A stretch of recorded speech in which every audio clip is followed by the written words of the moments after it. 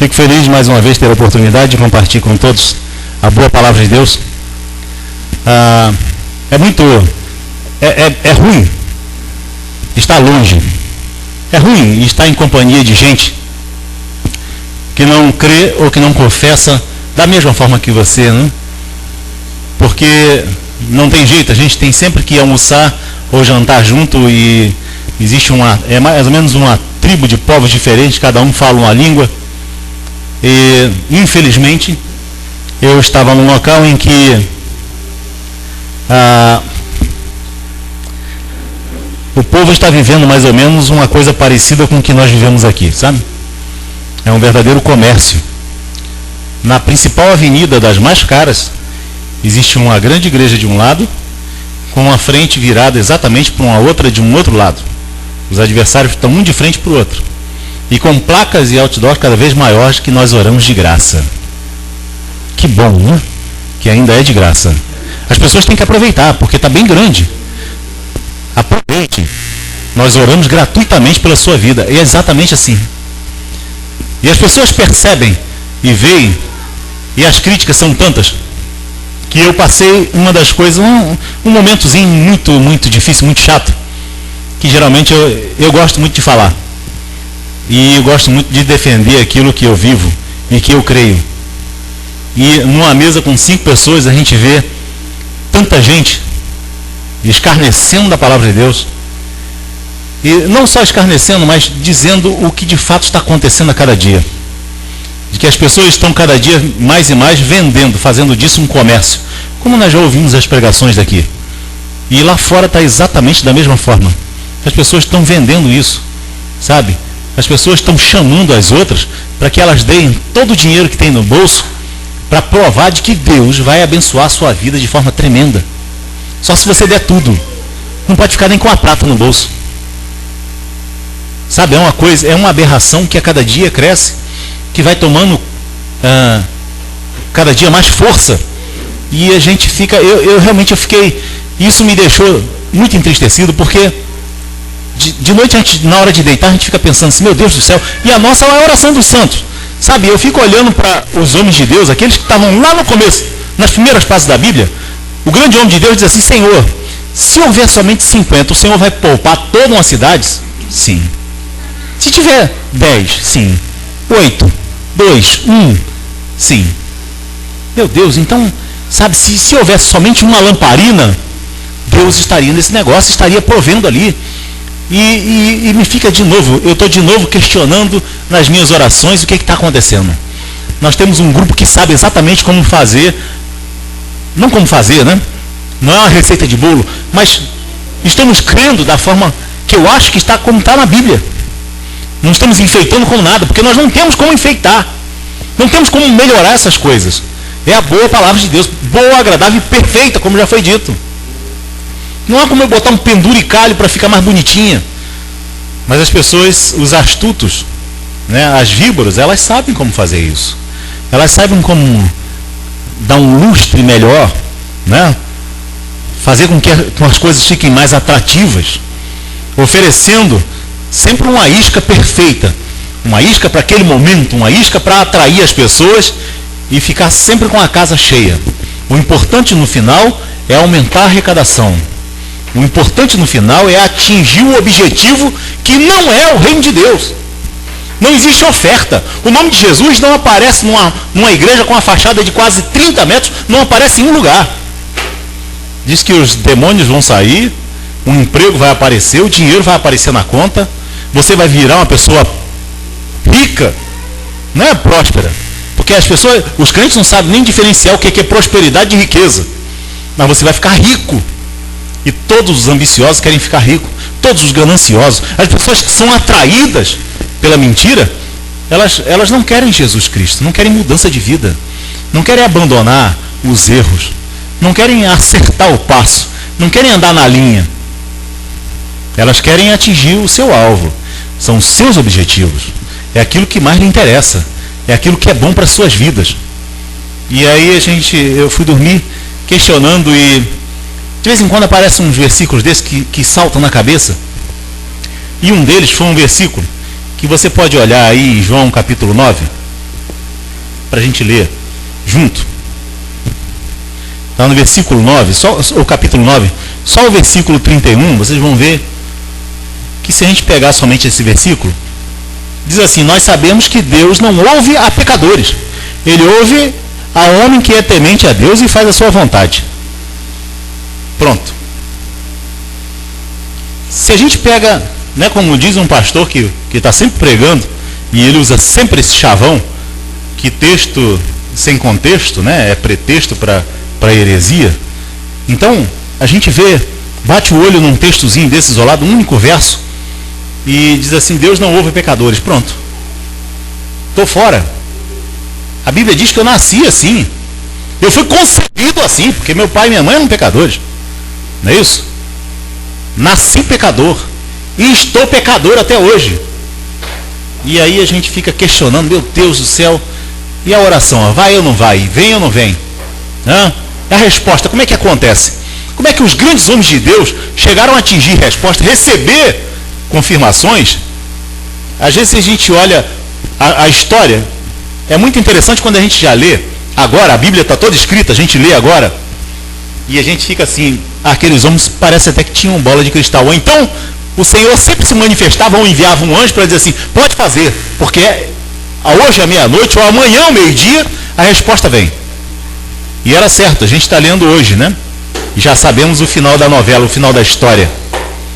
Mas na verdade aqueles homens, muitos deles, oravam, insistiam e permaneciam em oração até que o Senhor pudesse lhe responder. Poderia ser um dia, um mês, anos, 25, 50, 25 anos, né? Como alguns homens oraram. E a gente eu fico pensando nisso. E o que nós vamos fazer hoje é justamente ver se existe alguma diferença, ou ver sobre o crente e o não crente, né? Porque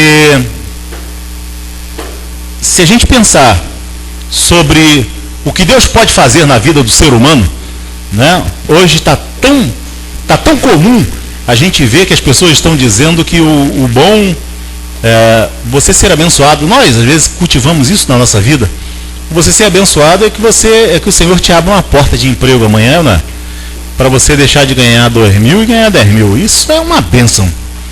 E a gente está sempre associando uma coisa a outra. A gente está sempre, né? Eu já disse aqui uma vez e volto a repetir que às vezes a gente canta. Tinha uma música que era muito cantada até há pouco tempo, né? De restitui. Eu não quero nem saber se eu perdi alguma coisa, mas eu quero que o Senhor me restitua. Né? Mesmo que eu não tenha perdido. Se o Senhor me der mais, se Ele puder me restituir alguma coisa que seja de alguém, tirar de algum banco, está perfeito. A gente está sempre associando as bênçãos de Deus a essas coisas, as coisas materiais, as coisas boas. Né? Ninguém quer saber aqui de que o Senhor lhe chame para fazer uma obra numa tribo no sul da África, passar fome, comer barro, né? Comer alguma coisa de ruim, ou no Nordeste, como nós temos aqui, de começar a comer aqueles cactos, né? Aquelas coisas que eu não sei como é que é o nome daquele negócio, para ajudar um povo de fato que precisa. Isso já não é bênção. Isso já é coisa quase perto do martírio. Né? Isso não é bênção. A gente começa a andar com roupa rasgada, fedido, sem ter água para beber, sem ter água para tomar banho, isso não é bênção de Deus. Né? É ou não é? Pensa, irmãos. Ninguém quer. Quem quer um troço desse? Mas o Senhor precisa de gente para fazer isso. Isso também é a bênção de Deus. Mas a coisa está tão desvirtuada, e que a primeira coisa que bate na cabeça quando eu começo a orar, ou quando eu vejo algumas coisas acontecendo, é justamente essas. Não sei, o Senhor não deve estar... Eu estou orando há tanto tempo, desde que nós éramos de uma igreja lá na Cerâmica, eu estou orando para que o Senhor faça um avivamento no Brasil. Eu não sei, acho que é uma gota na frigideira. Aquilo bate, vai sempre embora. Não chega no céu, para nas nuvens. É absorvido pelas nuvens. Porque eu acho que a igreja precisava dar uma chacoalhada no Brasil e acabar essa porcaria que existe, desse evangelho medíocre que se prega todo dia, medíocre, essa coisa mesquinha, essa coisa de roubar o necessitado, sabe? E que a gente vê e presencia testemunha todos os dias aquela coisa.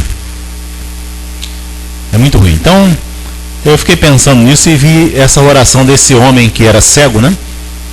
Desse testemunho desse homem que era cego, e ele foi curado, né, pelo Senhor. O Senhor disse assim: vai lá no tanque de Siloé, lava o rosto, e depois dá testemunho daquilo que o Senhor fez na tua vida. Ele foi, e aí, evidente que quando ele estava anunciando tudo aquilo que Deus fez na sua vida, ele foi chamado pelos doutores, pelos príncipes daquela época, né, os sabidos. Como dizia o meu pai, é muito sabido, mas só vive caindo nos erros. Disse: quem foi que fez isso? Foi um homem que mandou lavar e tal, fiquei curado. E aí depois ele vem e diz sobre isso: o Senhor não ouve a pecadores, né, para justificar o que o Senhor fez na vida por meio de Jesus. Se fez por meio de Jesus, é porque Jesus não era pecador, era um homem santo, um homem bom, era o Filho de Deus verdadeiramente. E aí me bate aquele negócio na cabeça: como é que um textozinho isoladamente, e se a gente pegar outros, né, como por exemplo, se a gente lê o Salmo 14, versículo 1, é onde o Senhor diz assim: diz o insensato no seu coração que não há Deus. Então se a gente pega somente esse versículo, não existe Deus realmente, né? O insensato está dizendo que não há Deus. Ele pode andar desregrado e fazer o que quiser e não acontece nada na sua vida. Se a gente olhar o tipo de gente que anda pelo Brasil afora agora, não vou nem dizer pelo mundo, porque no Brasil a gente já tem suficiente desequilibrados e monstros que estão matando gente à torta e direito, né, como se mata galinha. A banalização da vida já aconteceu no nosso país e nada acontece com relação a isso. Então, se a gente pega somente isso, Salmo 14, versículo 1, e pega esse versículozinho isolado, a gente pode até dizer que Deus realmente não existe, porque eles estão por aí fazendo e desfazendo, matando e matando, e não acontece nada. Estão livres, né? A gente vê, como eu vi antes de viajar, eu vi na televisão que um homem matou a ex-mulher por uma câmera, foi filmado na câmera. Ele foi lá e matou com vários tiros. O amigo da mulher que estava saindo do trabalho, ele se salvou porque Deus estava no negócio ali, só podia ser Deus, porque os tiros passaram todo, ele caiu junto com a mulher do homem. E ele só matou, deu 6 tiros, se eu não me engano, somente atingiu ela. E o cara caiu do lado. No outro dia, 2 dias depois, ele apresentou com um advogado e disse: foi eu que matei. Está aqui a arma do crime, foi com um advogado lá. Então existe a arma do crime, o filme, né? O vídeo dele matando, a confissão do indivíduo, mas ele foi para casa porque ele não foi pego em flagrante. E aí agora ele está em liberdade para responder. É nesse país que a gente vive, né? É dessa forma que a gente está vivendo nesse lugar. E a gente, quando está em casa, isso porque não foi com a minha, se fosse com a minha filha, né, a gente estaria desejando que ele, seria bom que o inferno abrisse um buraco e ele caísse lá dentro de uma vez. Porque não é um ser humano, não sei o que troste é esse. Mas aí depois a gente para refletir e diz: se o Senhor depois salvar ele na cadeia, aí a gente é obrigado a chamar ele de irmão. Ô irmão, não é? O Senhor quis assim, se quis. Se fez isso na vida de Paulo, não vai fazer na vida do Luizinho do pó aí, das quebradas, não é? Porque Paulo não era nada melhor do que isso, né, irmãos? A gente aqui fecha os olhos, só vê a parte depois boa da santidade, de tudo que o Senhor fez na vida dele. Mas antes disso, era um crápula, né? Sanguinário. E o Senhor fez, depois tem que chamar de irmão. Então, se a gente pega somente um textozinho, a gente fica imaginando que realmente Deus deve estar com os olhos fechados. De vez em quando me bate aquele negócio. Já viu? Não sei se na sua Bíblia tem, mas as Bíblias antigamente, do Velho para o Novo Testamento, tinham 4 páginas em branco, não é isso? É assim? Ainda tem? Nas mais novas não tem mais, né? Foi o período que o Senhor deu um espaço de tempo sem que se manifestasse, né, entre Malaquias e Mateus. E parece que às vezes eu fico pensando, é muita falta de fé, né, irmãos? Não pense que o pastor às vezes não tem essas questões, não. Porque pastor, não tem pastor nesse mundo feito de aço inoxidável, não. Não tem. A gente fica imaginando que depois que o cara diz assim: não, ele é pastor, foi ungido pastor, pronto, recebeu uma couraça, né? Tipo aquele, como dizia antigamente, tinha aquela proteção aquele comercial do Colgate, né? Que o cara escovava o dente, dava uma proteção que nada batia nele. Besteira. Como Isaías 49:14, tem um trecho que diz que, assim diz Sião, o Senhor me desamparou. Se a gente pega somente um verso isolado, parece que o Senhor abandonou o seu povo e não vai mais se lembrar dele, que seria bem merecido. Mas se a gente pega somente aquele textozinho, somente esse versículo, né, de Isaías 49:14, o Senhor diz que simplesmente vai desamparar o seu povo, não vai mais olhar por ele, vai se esquecer totalmente. E é disso que eu estou tentando só reforçar, porque a gente leu somente um versículo que dá a entender que o pecador, ele não tem direito de oração, né? As orações não chegam em lugar nenhum. O outro é de Mateus capítulo 4:9, né? Se a gente ler somente o versículo 9, isso dá toda a base, todo o amparo para que a gente possa adorar o diabo, né? Porque lá está escrito bem claramente que se você prostrado me adorares, eu te darei tudo o que tu quiseres. Está suficiente, não precisa de mais nada, né? Se a gente ler somente aquele trecho, é suficiente para que a gente possa fundar como existe a igreja do diabo. E assim como, só que a afirmação que foi feita, essa que nós lemos do versículo 31, foi feita por um homem cego, irmãos, que passou a vida toda cego, creio eu, a vida toda cego, e foi curado naquele instante. Naquele mesmo instante, quando ele foi se lavar e voltou, o versículo que nós lemos não é de uma pessoa instruída que vem na escola dominical, que passou por toda aquelas classes de catecúmenos, né, como existem nas igrejas batistas, né, aquela classe preparatória. Não é gente que tinha aprendido do Senhor. Ele foi cego, ficou curado, e naquele momento ele já estava dizendo o seguinte: olha, o Senhor não ouve a pecadores. Não é uma afirmação que a gente possa pegar e literalmente acreditar 100%. Tem uma coisa que a gente tem que analisar nisso, né? Afinal de contas, aquele homem tinha acabado de abrir os olhos.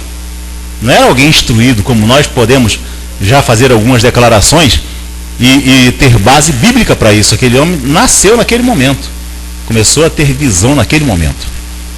Então, essa afirmação ela não é verdadeira sob alguns aspectos, né? Uma primeira é que ou Deus ouve a pecadores, ou então ele não vai ouvir ninguém, porque a Bíblia diz que não há um justo sequer sobre a terra. Não é isso? Todos pecaram e destituídos estão da glória de Deus. Isso é uma condição única para todo ser humano. Não existe ninguém nesse mundo que, por mais que tenha feito, seja alguém que possa ter se justificado pelas suas próprias obras. Nada, nem ninguém. Isso é bom, irmãos. Por mais que a gente possa olhar os indivíduos que estão no topo da pirâmide do cristianismo, seja assim que nós vamos colocá-los, todos são pecadores. Não há ninguém justo nesse mundo. Não há ninguém que só fale a verdade. Não há ninguém que só pense o bem. Sabe? Há algum tempo atrás a gente estava conversando justamente com as nossas esposas, Antônia e Kátia, porque às vezes a gente vem para cá e vai falar sobre o amor. Depois, chega em casa assim, mas está falando de amor ontem e hoje já está assim. Tererê, tererê, tererê, sabe? Estava falando de ser mão aberta, mas cadê o dinheiro que eu não vejo? E aí eu fico pensando, a gente estava dizendo justamente para elas, que se qualquer um que subir aqui for falar de um tema da Bíblia, né, ele tem que ser fiel àquilo que a Bíblia diz. Mas ele não é fiel, né, irmãos? Todo mundo que subir aqui vai ter sempre muito que andar, muito que batalhar para chegar a esse nível, né? Não adianta que não tem ninguém que chegue perfeito aqui e fale. Eu, principalmente, eu tenho um pavor, eu tenho medo de gente que gosta de se promover. Isso já, para mim, já é um princípio de que fere o princípio da humildade, não é isso? Tem gente que é de uma altivez, que gosta de se promover, porque ora mais do que todo mundo, porque lê mais do que todo mundo, porque é mais santo do que todo mundo, porque ninguém nunca viu a sua canela cabeluda, porque ele é um cara que só anda, de meião, só dorme assim. Então eu fico sempre com o pé atrás, porque a gente depois de velho, como nós estamos, velho não, né? Assim, muito usado, né? A gente andou bastante, a gente sabe que está todo mundo quase na mesma situação, irmãos. Eu sempre preferi dar um passo a cada dia do que ficar correndo igual um desesperado e depois ter que retroceder muito, e muito, e muito, e muito. Não é bom. É bom que a gente vá um passozinho de cada dia. Deixa quem quiser correr que vá. Não é? Eu não sou muito. Eu não sou lá um grande leitor da Bíblia. Não sou um grande orador. Não sou alguém que ora constantemente. Mas eu estou buscando isso. Estou buscando. A gente está sempre procurando no Senhor. Então, a afirmação desse homem, né? Se você ler no capítulo 130 do Salmo 130, no versículo 3, diz que se o Senhor observar a iniquidade do ser humano, se ele mirar de alguma maneira, se ele observar, se ele olhar de alguma maneira a iniquidade do ser humano, ninguém vai sobrar nessa terra. É muito interessante que algumas pessoas, quando querem falar, quando a gente fala sobre eleição, predestinação, as pessoas dizem, mas não é justo uma coisa dessa. Não é isso? Como é que o Senhor pode ter escolhido uma pessoa e preterido a outra? Não é justo um negócio desse. Irmão, nós nunca podemos falar de justiça com o Senhor sobre coisa alguma.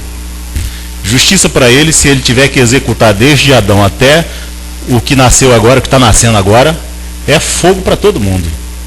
Vai passar o cerol e não fica ninguém. Porque a Bíblia diz que não existe nenhum justo. Só vai sobrar um no meio do caminho. Se ele estivesse lá, que seria o Senhor Jesus, que nasceu santo, santo, santo para sempre. Ninguém mais. Não há ninguém mais nesse mundo, nem vai haver. Sabe? E não vai haver nenhum certinho, bonitinho, santinho, nenhum perfeito. Não vai haver, nunca vai haver.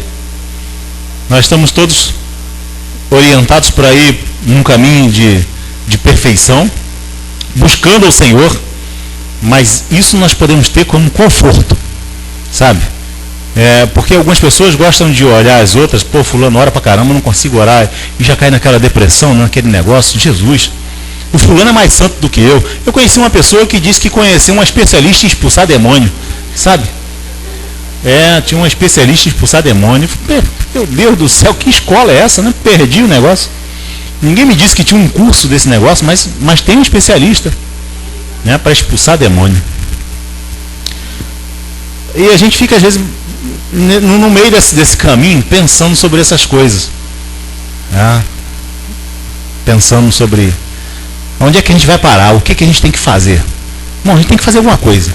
Eu adorei a pregação do pastor Rodrigo aquele dia, foi aquelas pregações nota 1000, nota 10. Mas eu chego em casa e fico pensando, meu Deus do céu, qual é o próximo passo que a gente tem que fazer? Não? O que mais que a gente tem que fazer?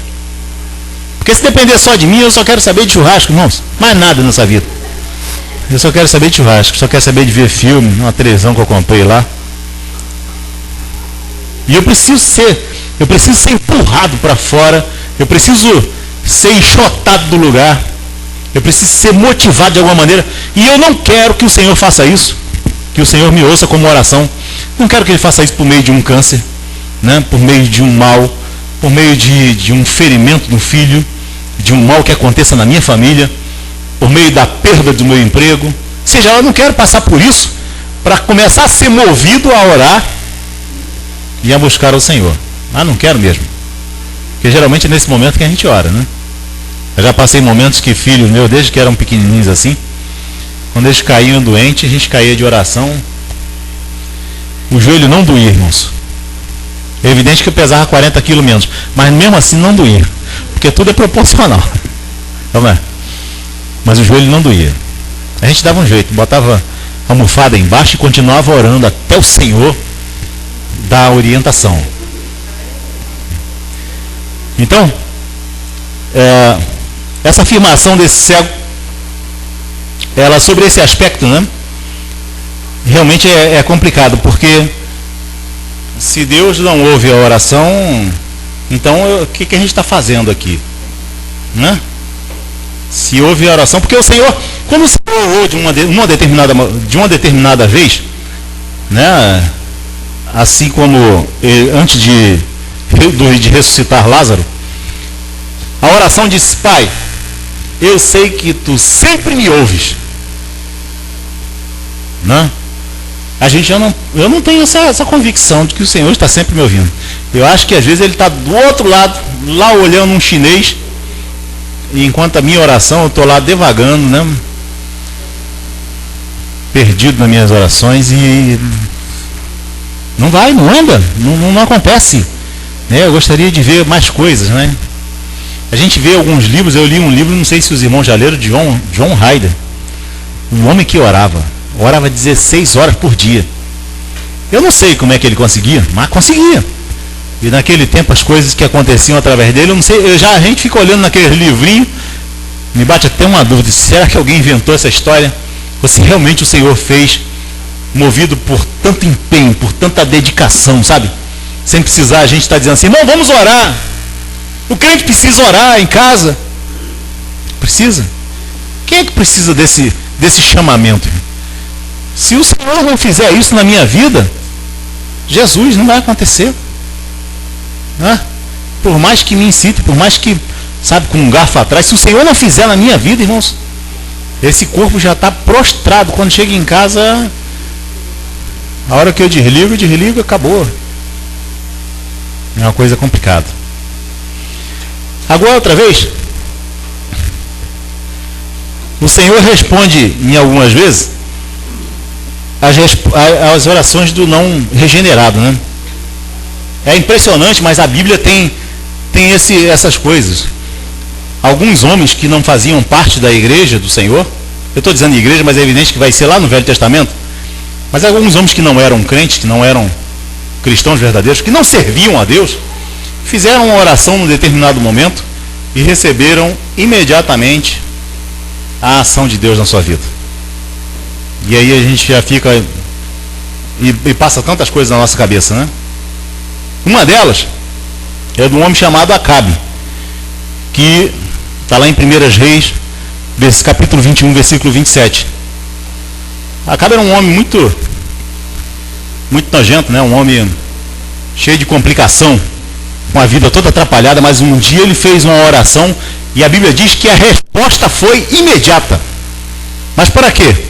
Para o arrependimento. Sabe, foi impressionante. Ele acabou de orar e o Senhor respondeu e o arrependimento veio imediato. E diz que aquele homem que tinha uma posição de destaque começou a se vestir da forma mais comum possível e andar de forma mais tranquila que se pode ter conhecimento. Então existe um propósito de Deus que é tremendo, que ultrapassa a nossa imaginaçãozinha. A gente imagina tanta coisa, a gente gostaria que fosse tantas coisas, né? Não sei se você já foi assim, mas desde que eu era crente de novo, né? Criança pequena em Barbacena, quando eu comecei mesmo no Evangelho, a gente olha alguém orando 2 horas por dia, a gente vai orar 2 horas por dia porque o Senhor vai abençoar. Se o fulano vai no monte, a gente vai no monte também, porque o Senhor... A gente lê um livro, eu li um livro que o homem disse que leu a Bíblia 200 vezes de joelho. Eu comecei já de joelho, porque alguma coisa vai acontecer na minha vida, né? E li muitas vezes de joelho esse negócio. Mas não aconteceu muita coisa, não. O que veio de batalha, o que veio de luta não foi brincadeira, não. Foram muitas. As pessoas ficam... Já fui de uma igreja, como todos, alguns já devem ter sido, daquelas igrejas em que o homem não pode mostrar os braços nem as pernas, né? Dorme de calça. Eu sempre fui assim meio rebelde, né? Porque não dá, irmão, para dormir de calça. Por mais que a gente tente, não dá para dormir de calça. É complicado, né? Uma vez eu passei numa passarela, eu morava em Queimados quando era recém-casado. E uma vez eu fui pegar o trem, estava lá em cima na passarela, tinha 2 irmãos desses que leva ferro e fogo o negócio, sabe? E aí, como a fila estava grande, a fila estava andando e um estava de bicicleta e o outro em pé, e estava aquele papo de fogo puro para cima e para baixo, era fogo para tudo quanto é lado. E um que estava na bicicleta dizia assim: irmão, nós temos que ser santo. Eu durmo de calça e de camisa.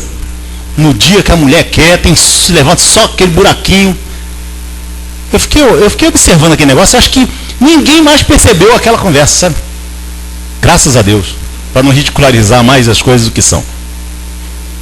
Mas não pode nem tocar em mulher. Eu não sei como é que os irmãos tomam banho, né? Porque se o anjo voltar e o indivíduo estiver todo pelado e ensaboado, fica. Eu não gosto de ridicularizar as situações, não, mas tem umas que... Bem...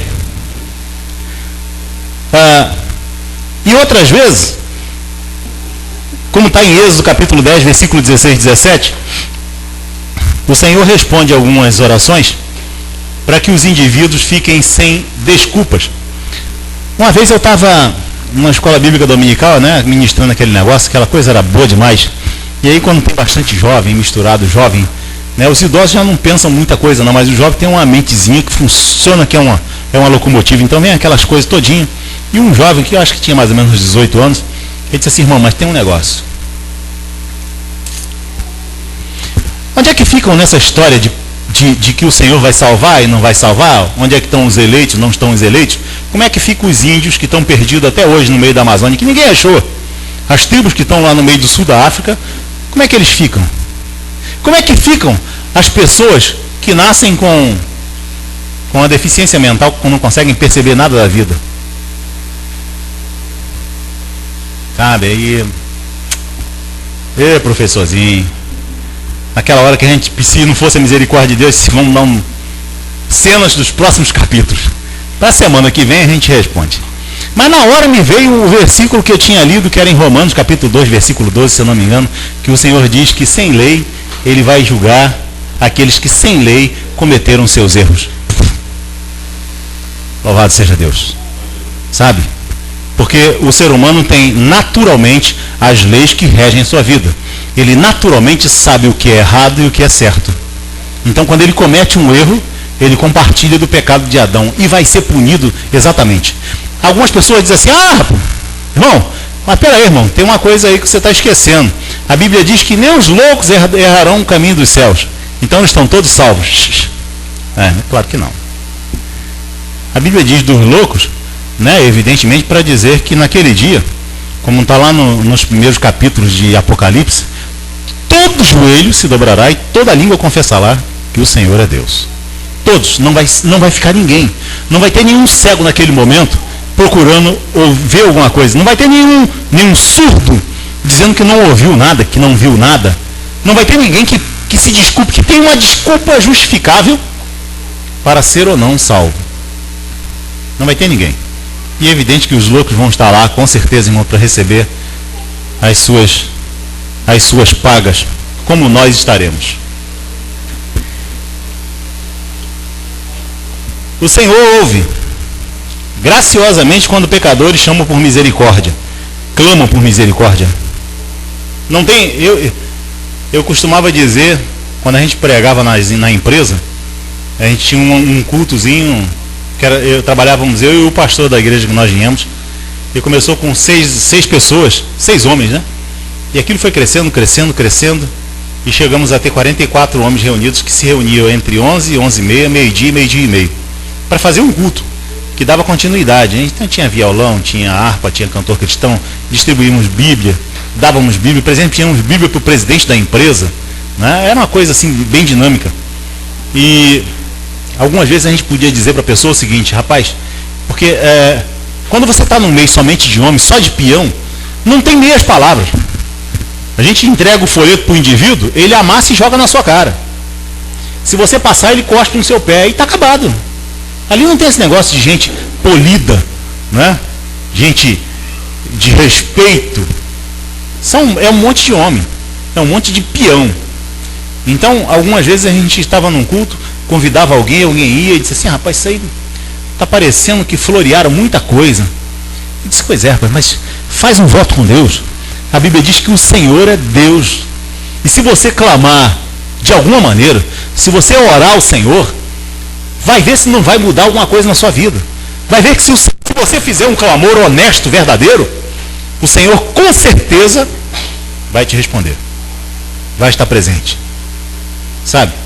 É o que a Bíblia diz, é o que a gente entrega para aquilo que as pessoas querem ouvir, né? Então, eu tenho certeza que se... É por isso que algumas vezes eu conto a história de Saul, né?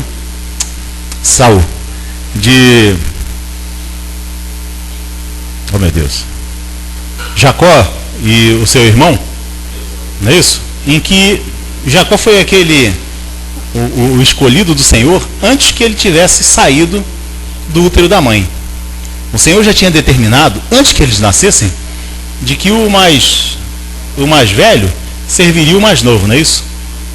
E aí aconteceu todos aqueles lances em que depois o bonitinho da mamãe, né, o famoso Jacó, o protegido da mamãe, ele fez de tudo e enganou o pai e recebeu a bênção especial.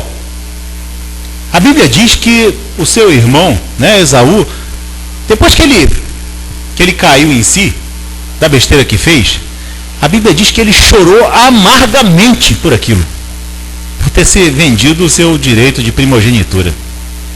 E a Bíblia diz uma coisa que às vezes choca, né? É de que o Senhor não ouviu. Por mais que ele clamasse, por mais que ele chorasse amargamente, o Senhor não atendeu às suas orações. E não é porque a Bíblia está dizendo que o Senhor era um Deus mau e perverso. É porque com certeza não existia total honestidade e sinceridade naquele choro, naquele coração. Ele foi egoísta, ele foi materialista, e depois querer reverter uma coisa dessa é complicado, simplesmente demonstrar choro. Judas também deve ter chorado bastante quando ele viu a besteira que ele fez. O dinheirinho que ele tinha recebido não servia de mais nada, e o seu choro não mudou em nada o julgamento do Senhor. Nada. Não existe em momento nenhum, como a Bíblia relata, de que o Senhor disse para Pedro: Pedro, e eu intercedi por você, porque o diabo quis ir andar contigo. Mas não diz que o Senhor tinha intercedido por Judas, porque o diabo se andou com ele. E não foi pouco não, né, irmãos? Foi muito. Mas aquele homem veio com um propósito e cumpriu o propósito para o qual ele veio.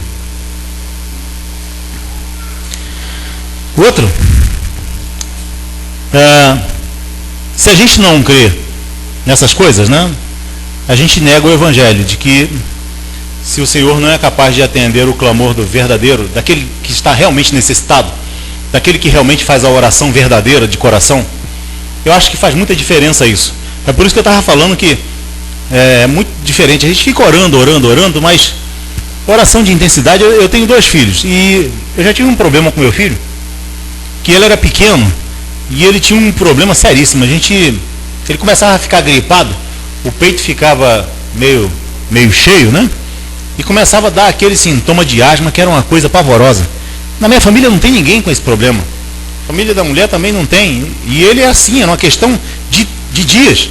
Ficava uma coisa pavorosa, a gente ficava angustiado, porque o peito ficava numa velocidade, com a dificuldade de respirar. E a gente ministrava um remédio que a coisa piorava. E aquilo aconteceu muitas vezes.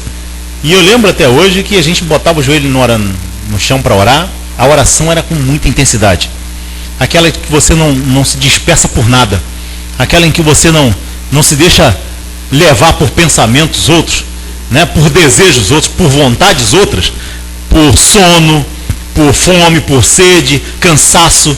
Nada dessas coisas atrapalha. Essa oração é aquela que ela vai em direção ao céu, de alguma maneira ela vai atingir o objetivo. E eu não sei, é evidente que não existe tempo para isso. Pode ser 1 dia, 10 dias, 100 dias, né?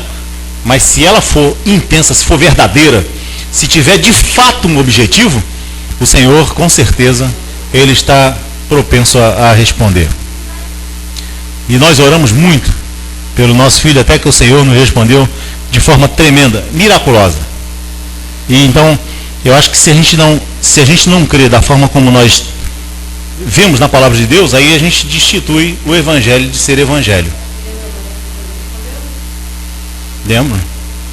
Eu não ia me estender por esse negócio, porque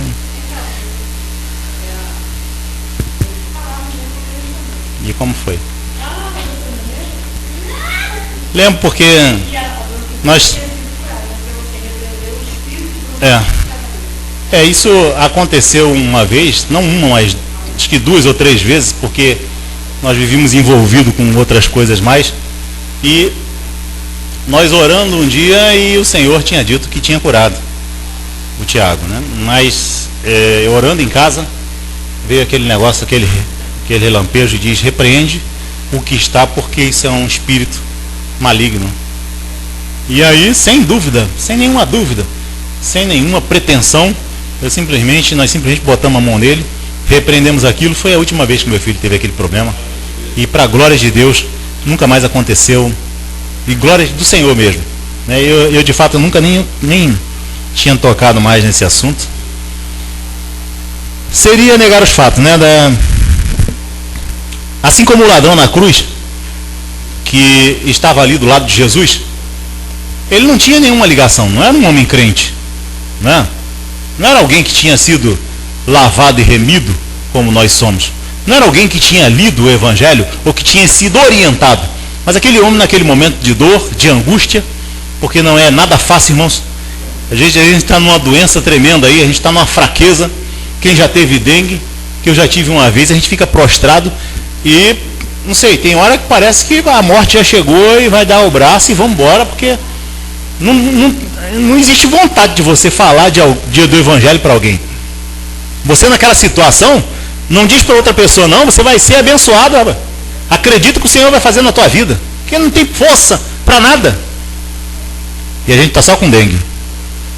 Fico imaginando o ladrão na cruz, pregado, sangrando, com uma dor terrível, com seus membros lacerados, né? E ter coragem de dizer para o outro: rapaz, fica na sua, crê no Filho de Deus, né? Tem pelo menos um momento de reflexão, de decência, percebe o que está acontecendo, sabe? Um momento de dor é uma coisa tremenda. E é por isso que a boa palavra de Deus sempre nos orienta a andar no caminho que nós devemos andar e esperar naquilo que o Senhor pode fazer na nossa vida. Eu venho para cá todos os dias e imagino que daqui o Senhor com certeza em algum momento deve levantar alguém, e eu não fico mirando se tem cabelo branco, se tem cabelo preto, se tem óculos, se deixa de ter, se é magro, alto, baixo. O Senhor levanta alguém no momento em que quiser e faz coisas tremendas a partir daí, sabe? É uma fagulha, ele só precisa de uma fagulha. Eu já me conscientizei há muito tempo que o Senhor não precisa de nada para me matar, e não precisa de nada, nós não precisamos fazer nenhuma coisa especial, não cumprir nenhuma receita de bolo. Não precisa, irmãos. Nós não precisamos fazer coisa nenhuma. No momento em que Ele quiser, e se Ele quiser fazer de uma igrejinha pequenininha, a partir daqui, um grande incêndio neste local, nesse país, Ele vai fazer. E não precisa de desculpa nenhuma para fazer essas coisas. É dele a igreja, é dele o momento. Não adianta a gente querer traçar ou orientar o Senhor como deveriam ser as coisas. Por esse caminho seria melhor, seria muito bom, né, que por esse caminho, mas não é o caminho do Senhor, e a gente tem que se conformar com o caminho do Senhor. A gente tem que procurar viver o caminho do Senhor na nossa vida. Mas essa afirmação de que o Senhor não ouve a pecadores, ela de uma certa outra forma faz sentido. E esse sentido é o seguinte: é que Deus não ouve oração sem a mediação do Senhor, como está em 1 Timóteo 2,5, né? O Senhor é o mediador disso. Então o Senhor não ouve pecadores. Seja quem for o pecador, que nós somos, mas se não tiver a mediação do Senhor Jesus nas suas orações, é besteira. E isso inclui tudo aquilo que nós já aprendemos. Não é isso? Eu tenho que exercer misericórdia. Eu tenho que saber exercer o perdão. Porque se eu não sei perdoar, eu não sei qual é o valor disso, talvez não tenha recebido o perdão da minha vida. Tá? O perdão é sempre uma coisa muito complicada da gente falar, porque tem gente que você pode ver, é um lustre por fora. Anda com a Bíblia mais cara, mais bonita, com a roupa mais impecável, canta, dança, toca bateria e prega que é uma maravilha. Mas ele tem um problema com o fulano, com o irmão, com um primo, com um vizinho, que é mortal. Ele disse: irmão, eu não sei o que faço. Essa é a única coisinha que está pendente. Sempre existe, né? E a Bíblia é bem clara: quando você tem um problema com seu irmão, deixa tudo que é ali, para depois você apresentar a tua oração ao Senhor. Porque senão, ficar com uma coisa corroendo no seu coração, no coração dos outros contra você, isso nunca é bom, né? Nunca agrada ao Senhor. Então, o Senhor ouve as nossas orações, de quem quer que seja, que tenha a mediação do Senhor Jesus. Ele não ouvirá a oração do iníquo, que é formal e insensível, como está em Provérbios 15, 29. Não ouvirá a oração daquele que obstinadamente permanece no pecado e na incredulidade. Não adianta a gente dizer, eu acho que é só desculpa, né, irmãos? Eu não vou contar, porque senão a gente perde tempo, mas eu já fumei, já bebi. Para mim, a cada 5 palavras, 2 ou 4 eram palavrões, sabe? E viver desregradamente, eu acho que todos nós já tivemos um passado desse. Alguns menos, outros mais, né? E eu com certeza devo ter vivido à beira da morte por causa dessas coisas. E eu não poderia estar aqui que eu digo no meio da casa do Senhor, e dizer todos os dias para mim mesmo, porque às vezes é esse o trabalho do psicólogo, né? Ele diz assim: não, todo mundo tem que ter um problema, todo mundo tem uma fraqueza, e aí você se deixa levar por isso, né? A gente conhece crente que não pode ver um rabo de saia, ele é capaz de acompanhar a fulana, né? Se tivesse aquele visão de raio-x, né, já furava todas as calças, todas as saias, porque enquanto não sumir no horizonte, ele está perdido olhando aquilo. É aquele negócio de que só falta mesmo largar o cigarro. O resto, irmão, está tudo perfeito. Está um espetáculo, tudo limpo. Só falta o cigarro. E a única coisa que eu não consigo é deixar de xingar palavrão. Mas o resto, beleza. Está tudo uma santidade perfeita. Né? Para pouco nada falta ganhar o céu. A gente às vezes incorre nos erros desses, ou encontra gente que é assim, sabe? Porque já banalizou algumas coisas e pode ter quase toda a casa arrumada. Se o quarto estiver todo podre, tudo escondido lá, né? Nós fomos de uma igreja, a primeira igreja que nós participamos foi a igreja do Nazareno, e a gente não tinha um pastor. Aí o pastor da igreja do Nazareno aqui de Mesquita, ele enviou para lá um seminarista de último ano para dirigir a congregação. Ele ficou muito tempo. Era uma bênção, mas tinha umas coisinhas assim, mas era uma bênção, né? Ele cantava, pregava bem pra caramba, cantava pra caramba, era gente boa, a gente pregava muito no trem. E um dia, a gente descobriu que apareceu uma irmã na nossa igreja, e aí os dois se embolaram, começaram um namorico, mas se embolaram lá e pronto. Aí a gente ficou sabendo depois que ele disse pra gente que tinha rolado uns negócios, né? O negócio ficou quente e tal. Depois a irmã disse que tinha que saber, porque ele tinha sido ex-homossexual, tinha que saber se estava tudo funcionando, né? Aquele negócio todo. Mas esses são outros casos. O problema é que esse indivíduo, quando ele, depois de um tempo, ele largou tudo e voltou para a mesma vida miserável que tinha antigamente. E parece que voltou de uma forma muito pior. E aí é que a gente descobriu um dia, conversando com outra pessoa que trabalhava com ele, de que ele mantinha os livros, porque antes ele era homossexual e ele era do candomblé. Então ele mantinha escondido na sua casa, escondido não, ele mantinha num baúzinho da sua casa todos os livros de Cipriano e aquelas coisas que se guardam, né?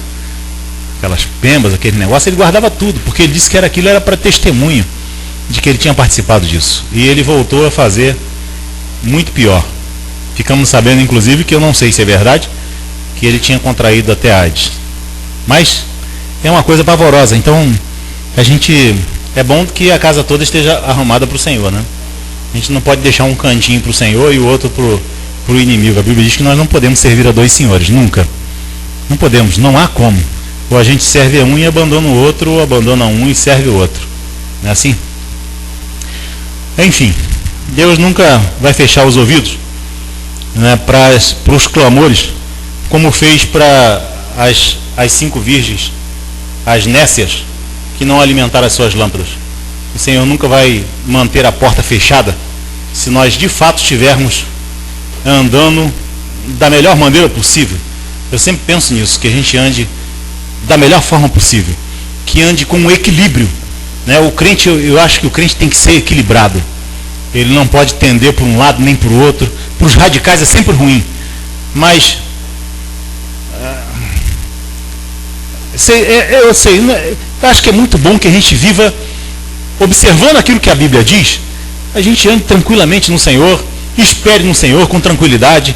Existe aquele momento que a gente pode até andar um pouquinho mais, parar, retroceder pouco, para esperar as coisas acontecerem. Esperar no Senhor, porque a Bíblia diz que, felizmente, a gente tem aprendido e vai aprender mais, que a fé produz paciência, temperança, perseverança, sabe? A gente nunca é ensinado de outra forma. Então seria sempre bom que o crente andasse em equilíbrio e percebesse. Eu disse tudo isso para um pouco compartilhar daquilo que eu vivi e passei, né? do que eu percebi, que às vezes a gente vê uma passagem que, puxa vida, era melhor que ela não tivesse ali. Um versículo, metade de um versículo só, fez um efeito tremendo. E aí depois no finalzinho a gente vê que por mais que eu ande errado, eu vou ser sempre infiel, inconstante, e o Senhor vai ser sempre fiel, constante, bom. Vamos ser depender do Espírito de Deus. Como nós oramos aqui, muita coisa a gente não sabe, mas o Senhor é fiel e poderoso para nos conduzir pelo caminho correto, aguardando com temperança e esperando que o Senhor nos abra as portas do Evangelho, que o Senhor nos permita viver de forma santa neste lugar, né? Como luzeiros de fato, como sal desta terra. Nós precisamos viver. O Senhor precisa de testemunha verdadeira, ainda que a gente passe por um problema tremendo. Eu sempre que viajo de avião, toda vez que o avião está subindo, me bate de que a oração do crente deve ser exatamente como a decolagem de um avião, sabe? Porque em determinado momento fica tudo muito tumultuado, a gente não consegue ver nada lá de fora. Se estiver na frente do avião também você não consegue nada, porque já está no meio daquelas nuvens. Além de muita turbulência, o avião balança muito como se estivesse numa estrada de chão e você não consegue perceber nada. Mas quando ele atinge a determinadas alturas de 10, 11 mil metros, fica tudo muito claro e o sol aparece brilhando como sempre. Eu acho que a nossa oração, a nossa vida é sempre assim. Por mais que a gente passe, né, como a Bíblia diz, que o choro pode durar uma noite, mas a alegria vem ao amanhecer para aqueles que esperam no Senhor. Que Deus abençoe a todos em nome de Jesus Cristo.